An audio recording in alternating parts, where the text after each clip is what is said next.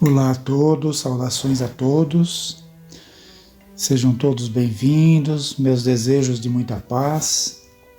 Vamos continuar o estudo do livro Missionários da Luz, no capítulo 4, chamado Vampirismo. Nós paramos num ponto aqui em que o André Luiz e o Alexandre estão conversando e o Alexandre mostra para ele, explica na verdade para o André Luiz que a maioria dos desencarnados ainda vive indiferentes às leis de Deus, com seus comportamentos, em termos de comportamento, desregramentos, indisciplinas, né? E com isso atrai também para junto de si os desencarnados com os mesmos sentimentos. E há essa criação toda que ele explica aqui nas páginas anteriores, das larvas psíquicas, né? Tipo de larvas que André Luiz observa, que são criadas pelos sentimentos dos encarnados, pelos comportamentos ali desregrados, e que isso atrai os desencarnados para junto deles, que têm todos o mesmo sentimento. Ele deduz disso que seja a indiferença à lei de Deus, né, dos encarnados e também dos desencarnados, que ainda estão longe do cumprimento das leis de Deus, né, nos seus comportamentos, nos seus pensamentos. Então, dando sequência à leitura, ele fala assim, André Luiz fala assim: Deus meu, exclamei sobre forte espanto. Alexandre, porém, acrescentou: semelhantes larvas são portadoras de vigoroso magnetismo animal. Observando, talvez, que muitas e torturantes indagações se me entrechocavam no cérebro, o instrutor considerou: naturalmente que a fauna microbiana, em análise, não será servida em pratos. Bastará ao desencarnado agarrar-se aos companheiros de ignorância, ainda encarnados, qual erva daninha aos galhos das árvores, e sugar-lhes a substância vital. Não conseguia dissimular o assombro que me dominava. Por que tamanha estranheza? Perguntou o cuidadoso orientador. E nós outros, quando nas esferas da carne, nossas mesas não se mantinham à custa das vísceras, dos touros e das aves? A pretexto de buscar recursos proteicos, exterminávamos frangos e carneiros, leitões e cabritos incontáveis.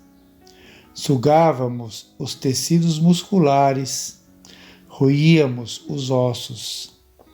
Não contentes em matar os pobres seres que nos pediam roteiros de progresso e valores educativos, para melhor atenderem à obra do Pai, dilatávamos os requintes da exploração milenária e infligíamos a muitos deles determinadas moléstias para que nos servissem ao paladar com a máxima eficiência.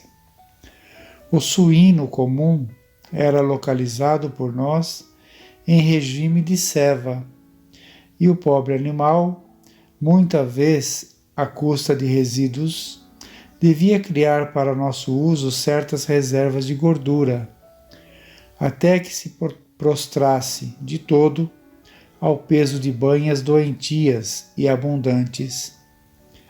Colocávamos gansos nas engordadeiras para que hipertrofiassem o fígado, de modo a obtermos pastas substanciosas destinadas a quitutes que ficaram famosos, despreocupados das faltas cometidas com a suposta vantagem de enriquecer os valores culinários.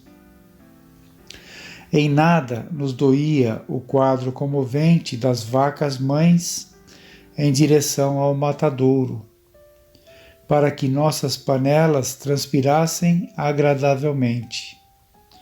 Encarecíamos com toda a responsabilidade da ciência a necessidade de proteínas e gorduras diversas, mas esquecíamos de que a nossa inteligência, tão fértil na descoberta de comodidade e conforto, teria recursos de encontrar novos elementos e meios de incentivar os suprimentos proteicos ao organismo, sem recorrer às indústrias da morte.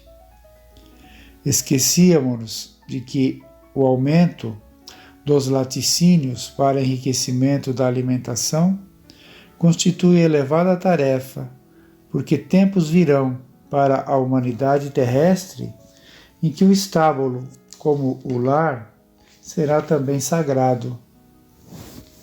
Contudo, meu amigo, propus-me a considerar a ideia de que muita gente na Terra vive à mercê de vampiros invisíveis.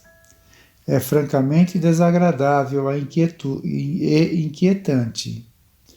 E a proteção das esferas mais altas e o amparo das entidades angélicas à amorosa defesa de nossos superiores?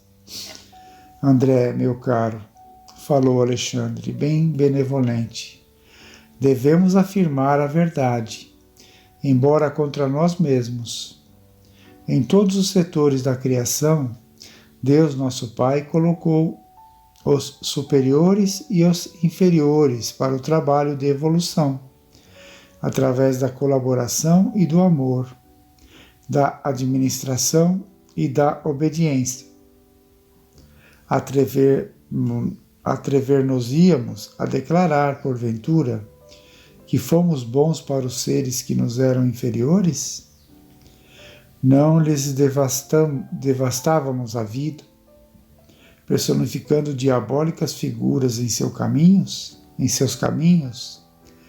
Claro que não desejamos criar um princípio de falsa proteção aos irracionais, obrigados como nós outros a cooperar com a melhor parte de suas forças e possibilidades no engrandecimento e na harmonia da vida. Nem sugerirmos a perigosa conservação dos elementos reconhecidamente daninhos. Todavia, devemos esclarecer que, no capítulo da indiferença para com a sorte dos animais, da qual participamos no quadro das atividades humanas, nenhum de nós poderia, em sã consciência, atirar a primeira pedra. Os seres inferiores necessitados do planeta não nos encaram como superiores generosos e inteligentes, mas como verdugos cruéis. Confiam na tempestade furiosa que perturba as forças da natureza, mas fogem desesperados à aproximação do homem de qualquer condição, excetuando-se os animais domésticos, que, por confiar em nossas palavras e atitudes, aceitam o cutelo no matadouro, quase sempre com lágrimas de aflição, incapazes de discernir com o raciocínio embrionário onde começa a nossa perversidade e onde termina a nossa compreensão. Se não protegermos nem educamos aqueles que o Pai nos confiou, como germens frágeis da racionalidade nos pesados vasos do instinto, se abusamos largamente de sua incapacidade de defesa e conservação, como exigir o amparo de superiores benevolentes e sábios, cujas instruções mais simples são para nós difíceis de suportar, pela nossa lastimável condição de infratores da lei do auxílio mútuos? Na qualidade de médico, você não pode ignorar que o embriologista, contemplando o feto humano em seus primeiros dias, à distância do veículo natural, não poderá afirmar com certeza se tem sob os olhos o germe de um homem ou de um cavalo. O médico legista encontra dificuldades para determinar se a mancha de sangue encontrada eventualmente provém de um homem, de um cão ou de um macaco. O animal possui igualmente o seu sistema endocrínico, suas reservas de hormônios, seus processos particulares de reprodução em cada espécie, e por isso mesmo tem sido auxiliar precioso e fiel da ciência na descoberta dos mais eficientes serviços de cura das moléstias humanas, colaborando ativamente na defesa da civilização. Entretanto, interrompera-se o instrutor e, considerando a gravidade do assunto, perguntei com emoção: como solucionar tão dolorosos problemas? Os problemas são nossos, esclareceu o generoso amigo, tranquilamente. Não nos cabe condenar a ninguém. Abandonando as faixas de nosso primitivismo, devemos acordar a própria consciência para a responsabilidade coletiva. A missão do superior é a de amparar o inferior e educá-lo. E os nossos abusos para com a natureza estão cristalizados em todos os países, há muitos séculos. Não podemos renovar os sistemas econômicos dos povos, de um momento para o outro, nem substituir os hábitos arraigados e viciosos de alimentação imprópria, de maneira repentina. Refletem eles, igualmente, nossos erros multimilenários. Mas na qualidade de filhos endividados para com Deus e a natureza, devemos prosseguir no trabalho educativo, acordando os companheiros encarnados, mais experientes e esclarecidos, para a nova era em que os homens cultivarão o solo da terra por amor e utilizar-se-ão dos animais com espírito de respeito, educação e entendimento. Depois de ligeiro intervalo, o instrutor observou: semelhante realização é de importância essencial na vida humana, porque sem amor para com os nossos inferiores, não podemos aguardar a proteção dos superiores. Sem respeito para com os outros, não devemos esperar o respeito alheio. Se temos sido vampiros insaciáveis dos seres frágeis que nos cercam, entre as formas terrenas, abusando do nosso poder racional ante a fraqueza da inteligência deles, não é demais que, por força da animalidade que conserva desveladamente, venha a cair a maioria das criaturas em situações enfermiças pelo vampirismo das entidades que lhes são afins na esfera invisível. Os esclarecimentos de Alexandre, ministrados sem presunção e sem crítica, penetravam-me fundo. Algo de novo despertava-me o ser. Era o espírito de veneração por todas as coisas, o reconhecimento efetivo do paternal poder do Senhor do Universo. O delicado orientador interrompeu-me ao transporte de íntima adoração ao Pai, acentuando: segundo observa, o legítimo desenvolvimento mediúnico é problema de ascensão espiritual dos candidatos às percepções sublimes. Entretanto, André, não importa que os nossos amigos, ansiosos pelos altos valores psíquicos, tenham vindo até aqui sem a devida preparação. Embora incipientes no assunto, lucraram muitíssimo, porque foram auxiliados contra o vampirismo venenoso e destruidor. Surpreendeu-se você com as larvas que lhes avassalam as energias espirituais. Agora verá as entidades exploradoras que permanecem fora do recinto esperando-lhes o regresso. Lá fora? Perguntei alarmado. Sim, respondeu Alexandre.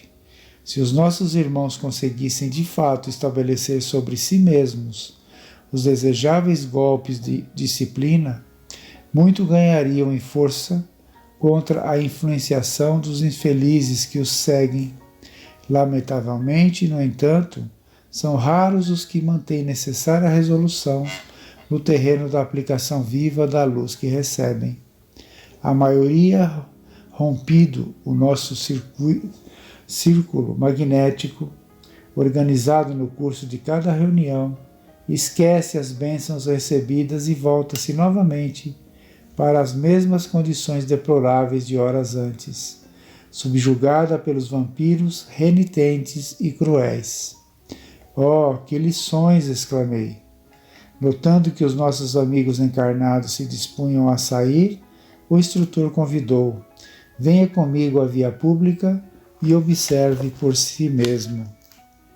Então, ele, terminando esse capítulo aqui com essas frases, eles mostram, né, assim, uma situação dura com relação à nossa utilização ainda na alimentação pelos animais, né, pela nossa ainda alimentação muito inferior, necessitando de matarmos os animais, nossos irmãos inferiores, para nos alimentar. Mas isso ele diz que não pode, se dá na Terra, no planeta todo, né? E não pode ser tirado, não pode ser modificado de um momento para o outro, mas gradativamente isso vai se modificando. Nós vamos, na medida da evolução do nosso espírito, modificando as nossas necessidades de materiais de alimentação, ali gradativamente, diminuindo ali os excessos, modificando, utilizando proteínas de uma outra forma, não sendo diretamente dos animais. Isso é um processo longo e ainda vai demorar muito para nós conquistarmos esse entendimento. E no final aqui da sessão, né, que eles estão terminando a sessão ali, ele pede para André Luiz acompanhá-lo a observar esses médiuns na via pública, saindo da sessão, saindo da casa espírita, né, para retornar ali provavelmente para os seus lares, para cada um retomar a sua vida, e que estão aguardando fora ali, né, alguns espíritos para acompanhá-los. Isso é o que ele vai observar no próximo capítulo, que nós daremos início na semana que vem. Então fiquemos todos em paz, tenham todos uma boa semana. Ficamos por aqui hoje, que Deus nos abençoe, Jesus nos acompanhe sempre.